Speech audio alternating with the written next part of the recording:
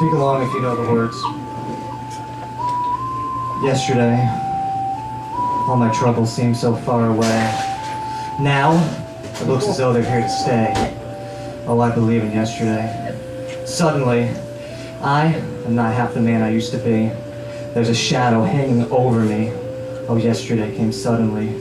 Why she had to go, I don't know, she wouldn't say. I said something wrong. Now I long for yesterday. Yesterday, love was such an easy game to play. Now I need a place to hide away. Oh, I believe in yesterday. This one's called California Clone. We both smell of sex even though we slept on separate sheets for several dozen sunsets.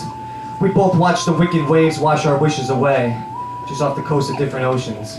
We both run in frantic figure eights, flopping like fish out of water, gasping for our last breaths, just to come full circle, with only silent shadows by our unstable sides. We both taste the truth tiptoeing off the tips of our tongues, yet it seems as if only lies are able to somehow spill out.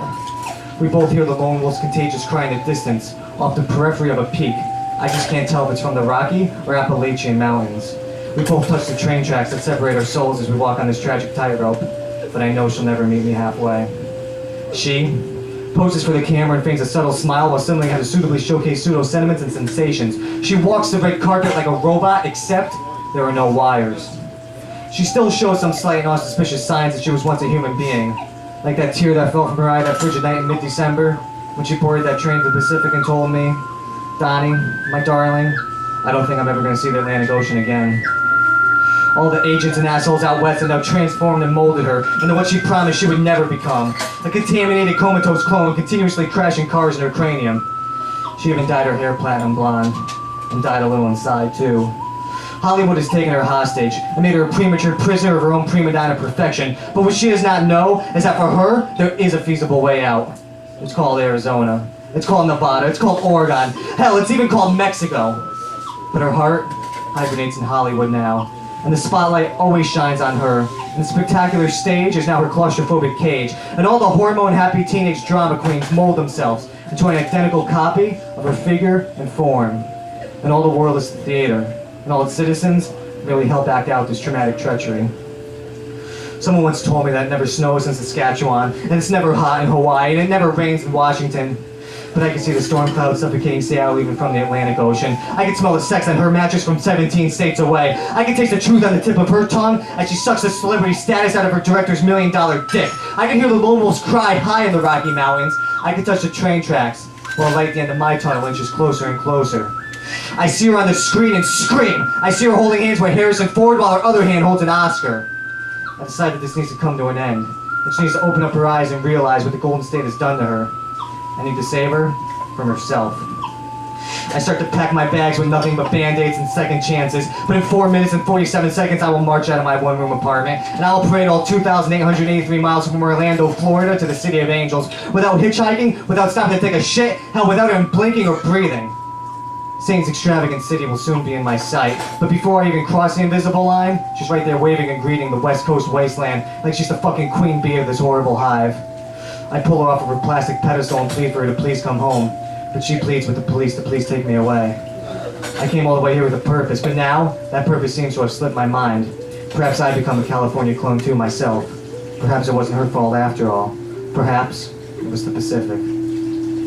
I grab her by the hand, I hold and kiss her in a way even Ron Jeremy would have applauded and approved of. But I don't have the heart to look her in the eye and tell her that she's the worst thing that happened to the world since the invention of the word love. That she's become more dirty and disgusting than downtown Detroit. That our relationship is a bigger mistake than America's invasion of Iraq. That the chances of me and her overcoming the obstacles are less likely than the Tampa Bay Rays winning the World Series.